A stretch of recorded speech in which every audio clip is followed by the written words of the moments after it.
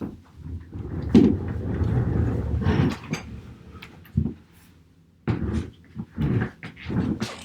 I'm Emily Flatt, and this is Course Crash History of U.S. Policy. Today we're going to be talking about the women's suffrage movement, specifically from 1914 to 1920.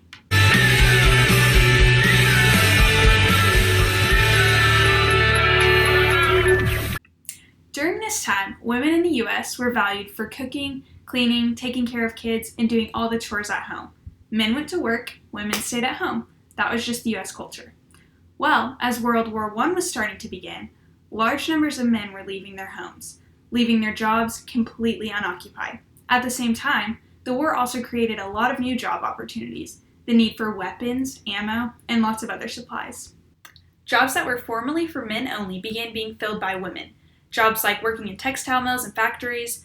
Women did heavy manual labor and had pretty much inserted themselves into every area of work. The country was in a desperate state during this time. Women had to step up. With mottos like everyone help and an all hands on deck motto, women began to take on big roles, and they contributed to American society in ways they had never known to do before.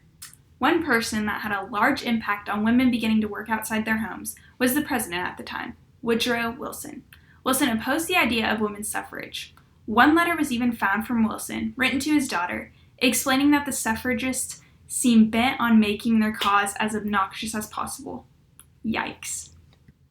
Now on to you, Faith. Thank you, Emily. Well, looks like now it's time for the mystery document.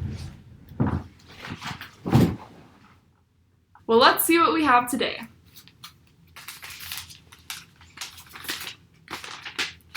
The right of citizens of the United States to vote shall not be denied or abridged by the United States or by any state on account of sex.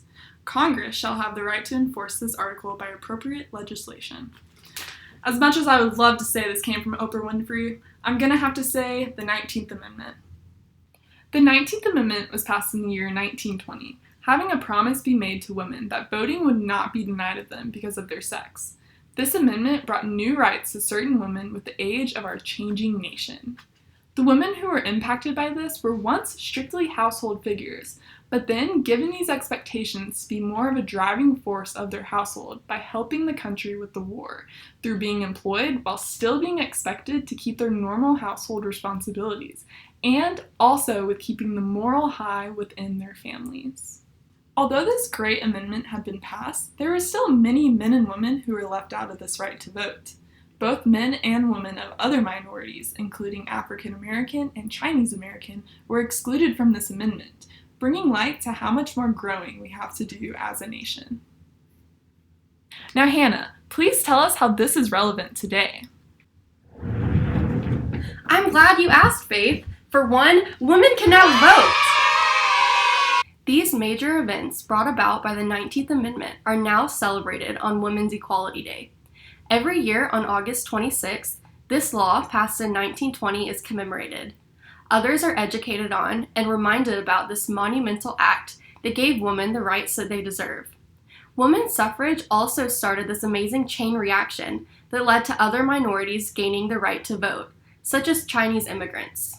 As previously mentioned, another shift occurred in women obtaining more professional careers and salary increases, which are still seen today.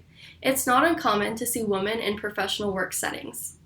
While the right to vote has a huge step in the right direction, women's equity still has a ways to go. As seen in the events leading up to the 19th Amendment, women had to fight for the right to vote. They were not just given it.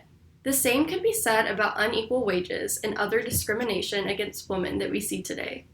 As women ourselves, we're especially excited to exercise our 19th Amendment right to vote. Especially this year, as an election year. Thanks for tuning in. Join us next time on Course Crash History of Policy.